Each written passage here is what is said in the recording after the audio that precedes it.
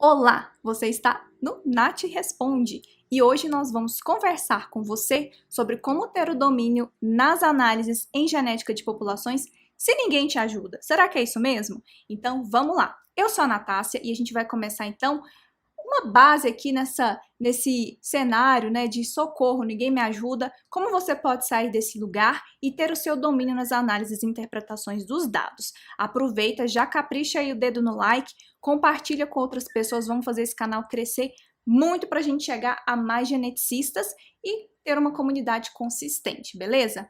Galera, a primeira coisa que eu quero falar para vocês é o seguinte: quando a gente fala nessa questão de ter o domínio nas análises e nas interpretações dos dados, é simplesmente além de apertar botões, é simplesmente além de você ter o know-how de como fazer aquilo, né?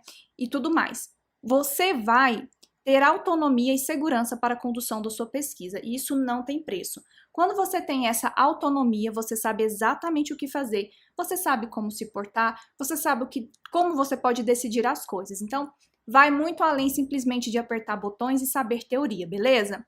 Eu quero começar conversando com você que está passando por essa situação de repente, querer ir para frente, de repente tá ali tentando fazer suas coisas, se você pede ajuda e não consegue, que a gente vai conversar para que você traga o controle para sua mão. Eu não estou conversando aqui com aquelas pessoas que ficam esperando que as respostas caiam do puff do além no colo, porque elas não vão cair. Eu estou conversando com aquelas pessoas que às vezes não têm o suporte de orientação, ou o orientador não tem exatamente uma noção do que está fazendo, ou que tem um colaborador que também não sabe muito bem aonde está andando, ou que não responde, enfim, que de uma certa forma você sente que a sua vida científica está travada, sua vida enquanto pesquisador e pesquisadora, porque as pessoas que em tese deveriam ser suporte para você não estão agindo a contento, tá? E aí a gente se sente sozinho, solitário, impotente e fica pensando, cara, ninguém me ajuda. A gente já conversou muito sobre isso, depois vocês acessem o vídeo que a gente destrincha cada um desses aspectos. Eu vou só aqui trazer uma contextualização para vocês, mas não deixem de assistir essa aula que a gente conversa sobre como a gente pode fazer para lidar com esse tipo de situação. Galera, seguinte, primeira coisa, o que o outro faz não está na sua mão, não está no seu controle. É por isso que você tem que trazer para a sua mão o seu controle, o seu domínio nas análises, se empoderar da sua pesquisa científica, tá? Então eu vou elencar aqui para você algumas perguntas, você já anote isso daí, para você fazer um diagnóstico orientado e conseguir identificar suas dificuldades e trabalhar com isso para que você consiga passar dessa fase de ficar ninguém me ajuda, para você ser autor da sua história. Primeira coisa que você vai fazer é elencar a sua principal dificuldade. Então, quando você pensa aí na sua pesquisa científica, quando você pensa no seu trabalho, na coleta de dados, na genotipagem, nas análises, nas interpretações, na definição do seu projeto, qual é a sua maior dificuldade? Você vai anotar essa dificuldade. Essa dificuldade tem que ser aquela que se conecta com o ninguém me ajuda, tá? Não é simplesmente uma dificuldade que você pode resolver sozinho, beleza? Por exemplo, se você tem uma dificuldade do ponto de vista teórico, você consegue resolver sozinho. Você consegue bater a pergunta no Google, encontrar a resposta, pegar um livro, né? Mas tem algumas dificuldades que a gente depende de outra pessoa decidir.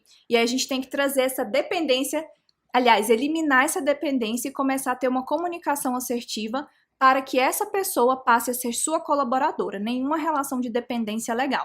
Por isso é muito ruim quando a gente fica amarrado na ação do outro, tá? Como a gente não controla o outro, a gente controla a gente, por isso que a gente tem que tomar esse tipo de estratégia. Então, vai elencar a sua dificuldade, aquela que você pensa assim, nossa, ninguém me ajuda. Por exemplo, seleção de primer para o seu trabalho.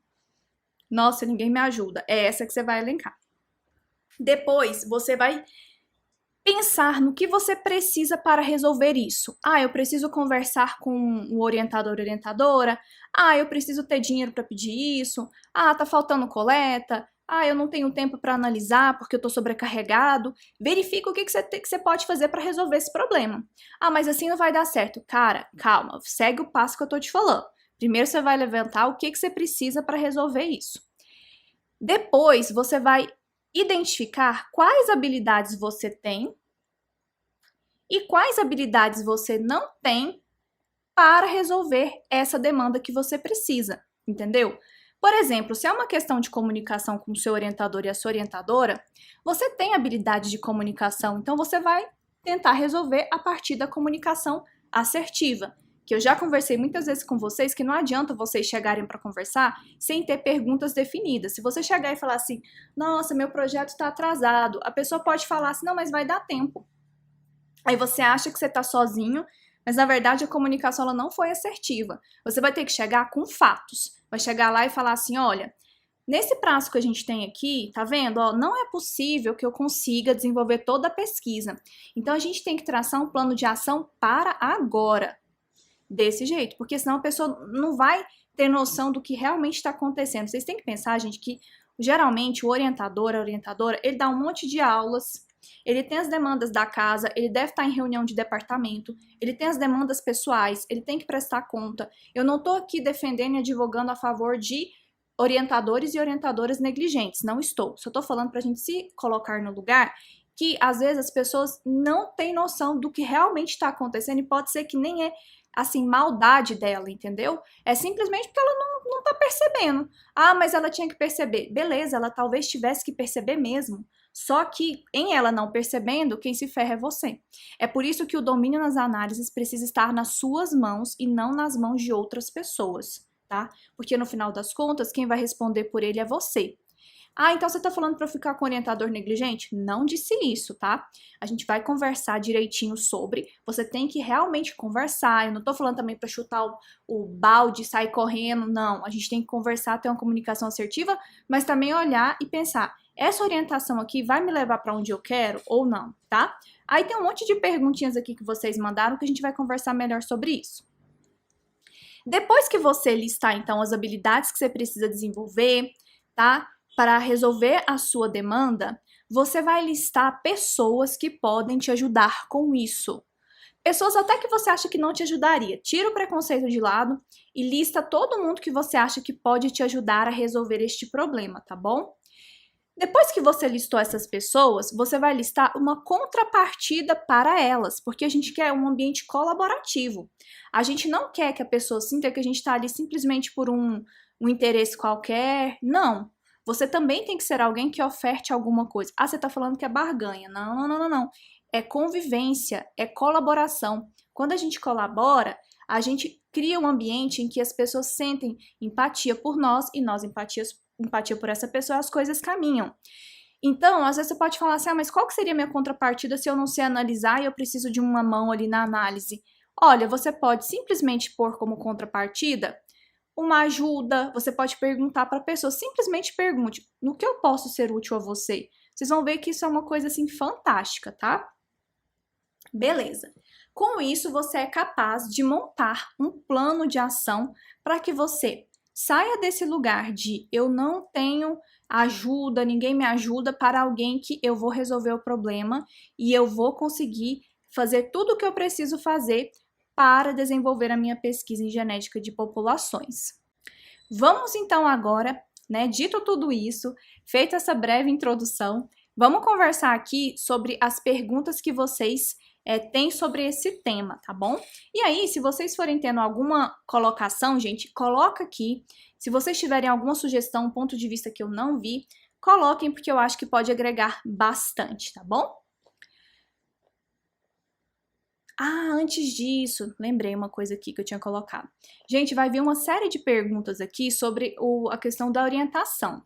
E aí, o que eu quis pontuar antes da gente responder essa questão da orientação, isso vai valer para todas as perguntas que virão, é o seguinte. Vocês já pararam para olhar lá no departamento de vocês qual é a responsabilidade de um orientador? Qual é a responsabilidade de um co-orientador? Qual é a responsabilidade sua enquanto pós-graduando ou aluno de graduação, enfim, e do coordenador da sua pós-graduação? Se vocês não fizeram isso, eu aconselho fortemente que vocês olhem o estatuto lá do local que vocês estão trabalhando e verifique qual é o papel de cada um. Porque às vezes a gente quer tanto alguma coisa, mas a gente nem sabe qual é o nosso papel, qual é o papel do outro. De repente, a gente acha que o outro está desenvolvendo o papel que deveria, mas nem tá. Então, é legal que vocês deem uma olhada nisso, e aí isso vai ajudar bastante a clarear as próximas perguntas. Eu não vou trazer aqui a responsabilidade do orientador, ou do pós-graduando, ou do graduando. Isso daí é particular de cada local, cada instituição. Vocês deem uma olhadinha na instituição de vocês, beleza? Então, vamos lá. O que fazer quando o orientador não orienta? E aí, meu povo? O que fazer quando o orientador não orienta? Primeira coisa, isso é mais comum do que a gente pode imaginar, né? A primeira coisa que eu preciso levantar com você, né? Cada situação é uma situação, mas vamos lá. Se o orientador não orienta, será que a comunicação está sendo assertiva? Mas ele tinha que falar comigo, tá? Ele não fala. Se ele não fala e você ainda quer manter a orientação com essa pessoa, eu sugiro fortemente que você faça uma comunicação baseada em fatos. Olha, eu preciso disso, disso, disso e disso, porque senão não vou conseguir desempenhar a minha pesquisa. Se ele não tem habilidades para te orientar, você também pode sugerir um co-orientador, mas aí é um co-orientador, gente, que não fica só com o nome no papel, não. O papel do co-orientador é orientar também, é uma colaboração, é uma orientação paralela. Então, verifique se você pode fazer isso com ele, converse. Se não resolveu, você estabeleceu as metas e ainda assim não resolveu, o que você vai fazer? Você vai pensar e refletir se aquela colaboração, se aquela relação de vocês faz sentido para você permanecer com esta pessoa. Isso é uma decisão pessoal, mas faça isso com base nos fatos, tá bom? Se o seu orientador não te orienta, mas ele, por exemplo, provê para você os reagentes, ele definiu o projeto com você, se ele está disposto ou disposta a te ajudar ali dentro do processamento das análises, qualquer um desses aspectos pode ser que ele está oferecendo muito mais do que outros oferecem, porque a gente tem que pensar o que é o mundo ideal e o que realmente acontece, tá? Então, assim, faça essa avaliação bem criteriosa, porque algumas coisas, como por exemplo as análises, gente, assim, pode conversar com grande parte das pessoas. A gente quase não vê um orientador, um colaborador sentando para ajudar a pessoa a fazer a análise. Ele pode tirar uma dúvida, ele pode pontuar alguma coisa, mas geralmente é um caminho um pouquinho solitário, tá? Então, eu aconselho que você pense bem nessa relação, no que essa pessoa te oferece e como você pode melhorar ela. Mas se o seu ponto for com questão de análise, esquece. Geralmente é bem solitário mesmo, você que vai ter que ir atrás do seu domínio nas análises. Como justificar a troca de orientador? Bom, aqui a pessoa já se decidiu por trocar. Você vai ter que olhar lá na sua instituição qual que é a norma para você fazer isso, para você trocar de orientador, mas você pode argumentar a questão dos prazos, a indefinição de um projeto, caso seja esse a questão. Você pode colocar que você não se sente confortável. Enfim, isso também é particular, tá? Não tenha medo de expor ali, sempre com ética, com respeito, sem agredir ninguém, mas coloque os fatos. Você pode, inclusive, fazer aquela argumentação que eu ensino para vocês com base nos fatos em si. Olha, eu tenho tanto tempo, não foi desenvolvido isso e isso, ou então eu precisei, por exemplo, fazer a minha defesa e a pessoa de qualificação, e ele não leu, ele não me apoiou, ou ela. Eu já passei por uma situação de participar de uma banca de qualificação que o orientador nunca tinha ensinado ou falado absolutamente nada para a aluna. Então, ele simplesmente falou o seguinte, o seu projeto vai ser com isso. E aí ela tinha que fazer a qualificação dela e ela nunca nem tinha lido o projeto sobre, ele simplesmente falou a ideia e ela teve que se virar. E aí durante a qualificação e a defesa dela, esse orientador, em cima, desceu a lenha. Esse não é um comportamento nem um pouco bacana, e aí essa moça, ela pediu para trocar de orientador com base em um fato. Se você olhar que vai desembocar uma coisa muito ruim, você também não precisa chegar nesse ponto. Não precisa, viu, gente? Você é capaz de fazer uma avaliação se aquela parceria consegue te auxiliar dentro da sua pesquisa em genética de populações. O meu orientador sumiu. O que eu posso fazer? Qual é a melhor solução? Gente, quando o orientador sumiu, se você tentou contato de todas as formas e ele não responde, talvez a melhor solução seja você buscar um outro orientador. Ou conversar com ele caso você não queira buscar um outro orientador ou não tenha tempo de mudar de projeto, você inserir uma colaboradora ou inserir um co-orientador ou uma co-orientadora, tá? Esse negócio de sumir é muito complicado, porque a gente tem o nosso prazo e o nosso prazo vai correndo. E aí, quando a pessoa some, pode não estar correndo para ela, mas corre para você. Então, sempre tenha em mente uma postura profissional, converse. Se você não encontrou porque sumiu, não está conversando, você tem todo o direito de reconfigurar a sua rota e trocar de orientação. Próxima pergunta, essa aqui é bem comum. Minha orientadora é uma boa pessoa, mas não entende de análises de genética de populações.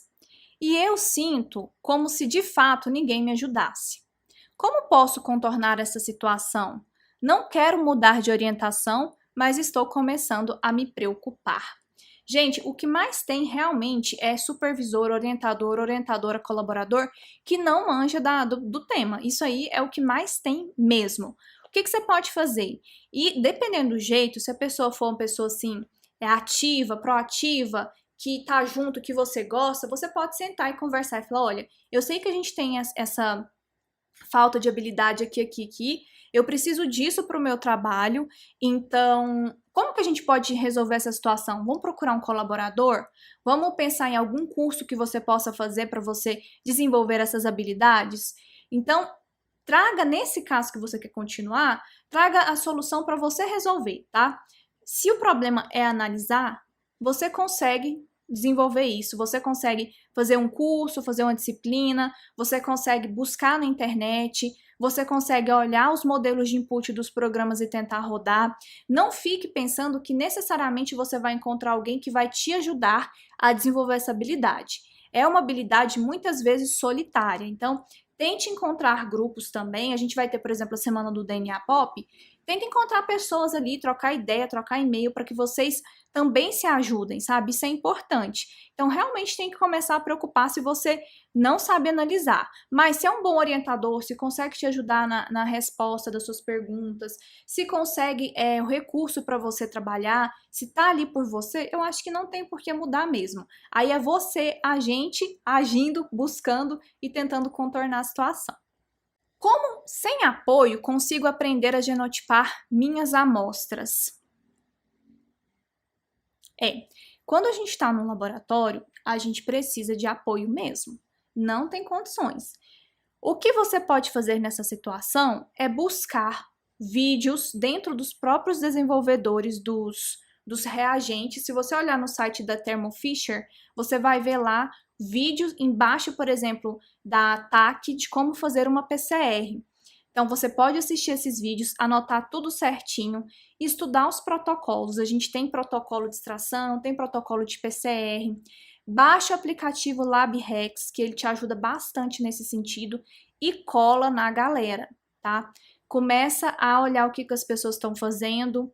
Às vezes a pessoa não vai querer te ensinar mesmo, porque tá corrida. Não parte do princípio que ninguém gosta de você, não. Pensa que talvez a pessoa tá corrida para te ensinar, entendeu? Ela também tem as coisas dela para fazer, pra gente não ficar tão na defensiva com tudo. E aí começa a pedir, olha, fulano, posso acompanhar você? Então vai acompanhando. Se você nunca pipetou, fulano, você tá pipetando, eu posso pipetar aqui com uma água pra eu ir treinando? Nossa, muito obrigada. Como eu posso te ajudar? Cola nas pessoas e vai ali desenvolvendo as suas habilidades para isso, porque com certeza tem alguém no seu departamento, se não no seu laboratório, no seu departamento, que faz alguma coisa e assim você vai aprendendo. Se ninguém quiser a sua presença, aí você vai fazer o quê? Conversa com o seu supervisor, sua supervisora, orientador, orientadora, olha, eu preciso fazer isso, mas eu não tô conseguindo, eu tô tendo essa dificuldade. Sempre tenha clareza na comunicação, não tenta resolver sozinho, não tenta deixar pra lá e depois resolve, não faça isso, não caia nesse erro. Vai lá, conversa, expõe o que tá acontecendo, fala, eu preciso de ajuda, eu preciso de uma pessoa para eu acompanhar, converse, tá? Sempre nessa questão da comunicação assertiva. Qual disciplina você indica para ter essa autonomia? Gente, depende. Se for autonomia nas interpretações, você pode fazer uma disciplina teórica. Mas tem algumas pessoas que também gostam de ler, né, de buscar os livros. Você pode fazer essa leitura casada com a disciplina. A disciplina é legal porque ela te organiza, né, te canaliza ali para o que você tem que aprender. Se você tiver alguma dúvida, você tira com o professor e tudo mais. Então, a primeira coisa que eu indicaria, mas independente de ser teoria e prática, é aprenda o fundamento. Se você não tem fundamentos em genética de populações, aprenda esse fundamento, tá? Esse fundamento pode ser aprendido quando você faz disciplinas teóricas, pega os artigos de revisão, pega livro, tá? E também, se você quer fazer análise, eu super indico que você faça disciplinas hands-on, disciplinas mão na massa. Então, procura aí se você tem alguma disciplina mão na massa para você fazer no seu departamento. Eu sei que na UFG tem, tá? Disciplina mão na massa, que é aquela que a gente mexe no programa em si. Isso te ajuda muito a ter familiaridade, te ajuda a entender quais programas você tem que analisar, te ajuda a dar um direcionamento dentro da condução da sua pesquisa. Claro, a gente tem o Entenda Genética, aqui a gente tem também vários tutoriais que vocês podem olhar, estão disponíveis gratuitamente no YouTube. A gente também tem curso de análises, então assim, busque cursos que capacitem você nesse sentido para que você tenha o seu domínio, ou também vai fuçar os programas. Gente, não tenha medo de fuçar programa, mexe no programa, olha modelinho de input, tenta fazer as suas análises que vai dar bom. Por que você acha que pagar um serviço de análise é ruim? Galera, é o seguinte, quando você paga um serviço de análise, o maior problema é quando você não sabe o fundamento, você não sabe por que aquela análise foi feita, e quando a gente começa a fazer as nossas próprias análises, a gente também vai adquirindo inteligência, inteligência de análise, você vai sabendo o que serve, o que não serve, se aquilo tá certo, se aquilo não tá certo. Então, assim, quando você terceiriza, você perde muito dessas habilidades, não simplesmente de apertar botões, porque eu já falei que o domínio nas análises não é sobre apertar botões, mas você perde as habilidades de escolha, de interpretação do seu dado. É por isso que eu, assim, não gosto de pensar em terceirização. Você pode pensar numa colaboração, você pode colaborar com alguém, alguém pode, em colaboração, desenvolver uma análise, mas você sabe minimamente o que aquilo significa. Já ocorreu de várias pessoas pedirem para, eu conheço várias pessoas que pediram para outros fazerem as suas análises, e aí na hora da defesa foram questionados o porquê de uma análise A, B ou C, e as pessoas simplesmente não conseguiam responder o porquê. Porque não foram elas que elaboraram. E como que você vai falar que você pagou para fazer aquilo, né? E como que você vai cobrar da pessoa? Você vai lá bater na porta e falar, e aí, você fez a minha análise errada, mas já passou o seu tempo, né? Então, assim, você tem um momento tão importante que é a sua defesa, que é tão, assim, marcante, ou a sua submissão de artigo, por que você vai colocar isso em risco? Sabendo também que você, com habilidade de análise, é uma pessoa interessante para o mercado, você tem condições de ter maiores colaborações, você não vai ser uma pessoa que simplesmente fez um trabalho, você é uma pessoa que entende da área que você escolheu estudar. Por isso que eu digo que não é legal terceirizar, busque colaboração, busque entender os fundamentos das análises, isso vai te ajudar na interpretação, vai te ajudar na escrita do seu trabalho, e você então se torna um pesquisador completo nesse sentido, né? Você aprende a ter resiliência, porque é foda, tá? Então você aprende a ter resiliência, você aprende a resolver problemas, porque quando você não sabe fazer uma análise, você tem que dar seus pulos, você tem que aprender a fazer as coisas. Então, é bem interessante que você faça esse movimento de aprender, tá bom? Como aprender essas análises quando você está em um lugar que as pessoas não dão a mínima? Galera, é o que eu falei. Você vai ter que dar a mínima para você. Você vai ter que buscar as informações para você crescer. Se a galera não dá a mínima, o problema são deles. O que eles fazem com você, você não pode alterar. Não tem como você pegar lá e pôr um chip, programar a cabeça e falar agora o fulaninho vai me ajudar. Não tem como. O que tem como é você fazer por onde. Hoje, a gente tem muito mais facilidade do que antes. O fato de você ter tutorial online na internet, os modelinhos de input, gente, grupos de programa. Geralmente, os programas, eles simplesmente pegam, criam grupos, tá? E a gente entra dentro desses grupos no Google mesmo, por exemplo, Structure, JModel Test. Nossa, um bando de programas e a gente entra nesses grupos e fica lá escutando o que a galera tá falando. A galera tá falando aquilo, a galera tá falando aquilo outro. Como que resolve? Aprende vendo como que as pessoas fizeram aquilo, tá? Então não fique nesse lugar de você achar o seguinte, ninguém quer me ajudar, ninguém dá a mínima. Sai desse lugar, começa você mesmo a desenvolver as suas habilidades. Quero dizer para você que quando a gente desenvolve habilidades de domínio nas análises e interpretações dos dados genéticos, tudo facilita. A sua ansiedade reduz, na sua defesa você consegue fazer um bom trabalho. Eu falo para vocês, eu já estive no lugar de não ter isso e foi na minha monografia. Depois no mestrado eu fui mais ou menos, mas eu também não fiquei nada satisfeita porque foram feitas para mim perguntas teóricas que eu embananei completamente. E no meu doutorado eu posso dizer que eu tive uma das melhores experiências da minha vida, porque eu me senti completamente segura para responder. Foi muito legal. E assim, você pode falar, é porque você manja, porque você domina. Gente, eu não dominava. Não mesmo, eu tinha muita dificuldade. É por isso que eu falo, se eu conseguir, você também consegue. E eu não vou parar enquanto vocês não conseguirem esse negócio. Se vocês quiserem, a gente vai, não vai soltar a mão de ninguém, a gente vai até o fim. É plenamente possível, tudo com planejamento. Então, sempre pense o seguinte: começa a fazer print das suas análises. Eu comecei assim. Eu falei, olha, como eu tenho a memória assim, digamos, eu tinha insegurança, né? Ai, meu Deus, não vou lembrar. Eu comecei a printar as minhas análises. Tudo que eu fazia, eu printava. Absolutamente todos os passos. Eu anotava, eu tinha um caderninho para anotar todas essas análises.